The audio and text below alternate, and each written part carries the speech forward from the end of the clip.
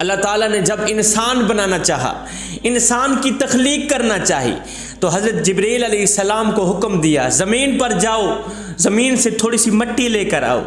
حضرت جبرائیل علیہ السلام آسمان سے نیچے اترے، جب مٹی کو ہاتھ لگایا، مٹی اکھاڑنے لگے تو دوسری مٹی رو پڑی، کہنے لگی اللہ کا خوف کرو، ہم پر رحم کرو، ہمیں ایک دوسرے سے جدا مت کرو۔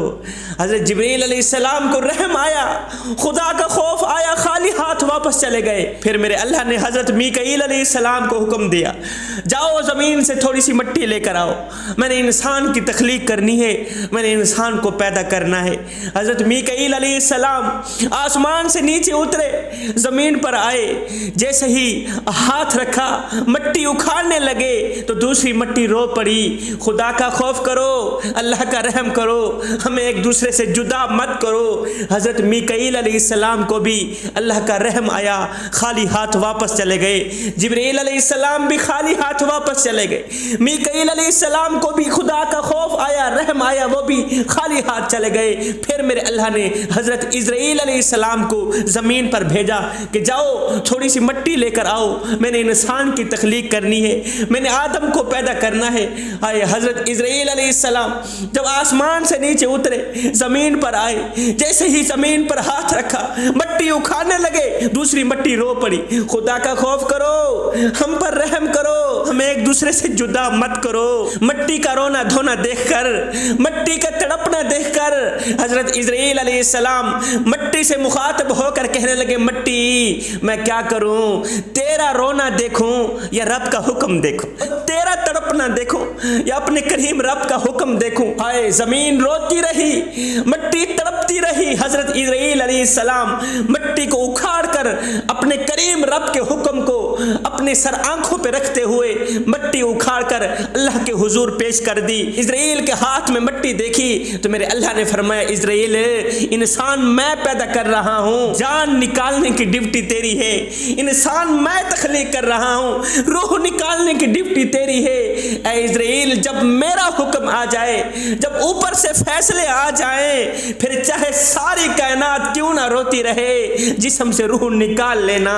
جب میرا حکم آ جائے، پھر چاہے ماؤں کی گود کیوں نہ خالی ہو جائے، وارث لاوارث کیوں نہ ہو جائیں، باپ کا بازو کیوں نہ کٹ جائے، ساری کائنات روتی رہے، میرے حکم کو سر آنکھوں پہ رکھنا، رحم مت کرنا، جسم سے روح نکال لینا، جان سے روح نکال لینا۔ جب میرا فیصلہ آ جائے، جب اوپر سے فیصلے آ جائیں، پھر کسی بھی قسم کی گنجائش نہ رکھنا۔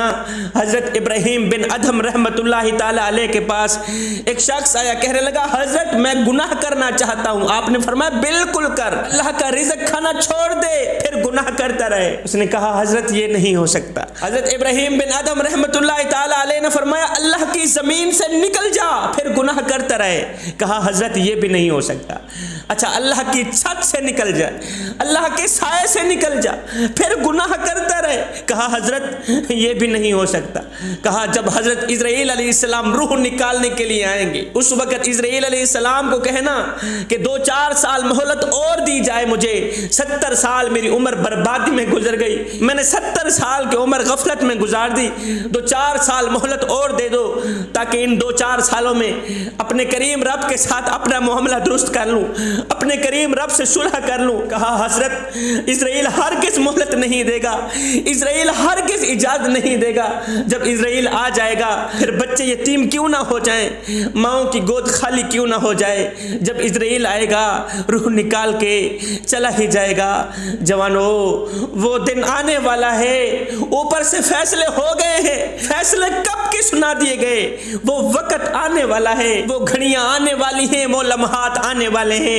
اذا زلزلت الارض زلزالہا، جب زمین پھٹ جائے گی ایک زلزلہ بپا ہوگا، زمین پھٹ جائے گی، اندر کے بوجھ باہر نکال ڈالے گی، ہمارے کیے گناہوں کو باہر نکال دے گی، ہمارے کیے کرتوتوں کو باہر نکال دے گی۔ باہر نکالنے سے مراد ہم نے زمین پر جو گناہ کیے، ہم نے زمین پر جو زنا کیے ہوں گے، ہم نے زمین پر جو ظلم کیا ہوگا، جو زنا کیا ہوگا، یہ سارے کالے کرتوت زمین باہر اگل دے گی۔ پھر تو کہے گا ہائے اس زمین کو کیا ہو گیا، یہ تو میرا کیا سب کچھ باہر نکال رہی ہے, یہ تو مجھے ذلیل و رسوا کرنے کی کوشش کر رہی ہے, یہ تو میرے کیے کالے کرتوت سب کچھ لوگوں کو دکھا رہی ہے. آج ایک آدمی پیر طریقت بن کے بیٹھ گیا, رہبر شریعت بن کے بیٹھ گیا, جبے کبے پہن کے بیٹھ گیا, پگڑی سجا کے بیٹھ گیا, اچھی اچھی باتیں بتانے لگا, سیدھا راستہ دکھانے لگا, لوگ ہاتھ چومنے لگے, دست بوسی کرنے لگے, لوگ پیچھے چل پڑے, خدمت کرنے لگے, جیب سے نذرانے دینے لگے, اپنی جیب سے لنگر پکانے لگے, خانقاہ کی خدمت ہونے لگی, مہمان اس کے آتے, نوکری کوئی اور کرتا, نوکریاں لوگ کرنے لگے, حالات بدلنے لگے. لیکن اس کے اندر جو چور تھا, اس نے اپنے اندر یہ جو شیطان بٹھا رکھا تھا, اس نے تو دکانداری چمکا رکھی تھی. وہ تو چور تھا, وہ تو فراڈی تھا, وہ تو دکاندار تھا, جو اس کے پیچھے تھے وہ تو سچے تھے, مگر وہ خود چور تھا. لیکن سنو, جب اس کا اس دن راز فاش ہوگا تو اس دن بڑی رسوائی ہوگی, اس دن پھر بڑی ہی ذلالت کا سامنا کرنا پڑے گا. جب راز فاش ہوگا, جب پردے کھلیں گے, جب لوگوں کی نظروں کے سامنے آئیں گے, اس دن بڑی ہی رسوائی کا سامنا کرنا پڑے گا.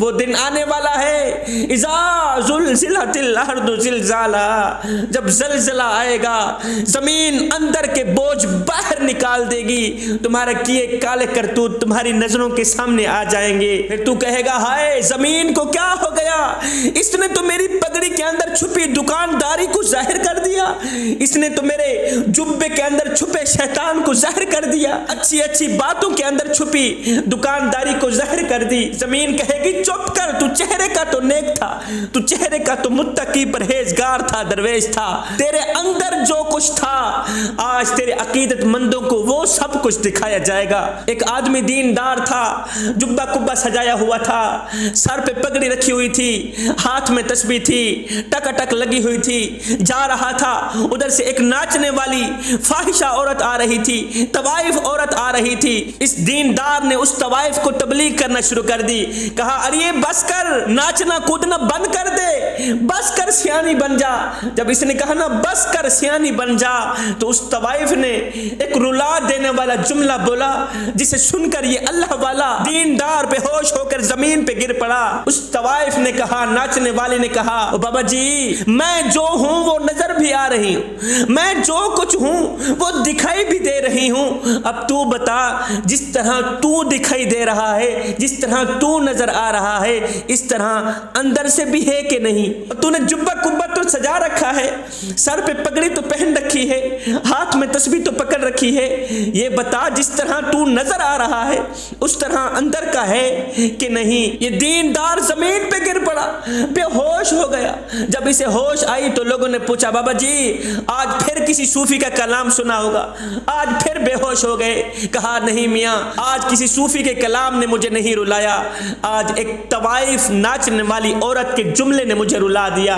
اس نے کہا میں جو کچھ ہوں وہ دکھائی بھی دے رہی, تو جس طرح مومن متقی نظر آ رہا ہے اندر بھی ہے کہ نہیں. جوانوں, ہم ایک لمحے کے لیے اپنے اندر اتریں, ہم ایک لمحے کے لیے سوچیں, کیا پیر طریقت بننے سے حضور کی محبت کا حق ادا ہو جاتا ہے؟ کیا رہبر شریعت بننے سے آقا کی محبت کا حق ادا ہو جاتا ہے؟ کیا شبیر قمر بخاری کو ملتان سے لاہور میں بلا کر خطاب کرانے سے, اونچی اونچی آواز سے نعرے لگانے سے, ہاتھ لہرانے سے, بریانیاں بنا کر لوگوں کو کھلانے سے حضور کی محبت کا حق ادا ہو جاتا ہے؟ اگر نہیں ہوتا تو پھر آئیے سر سے لے کر پاؤں تک حضور کی غلامی کے رنگ میں رنگے جائیں.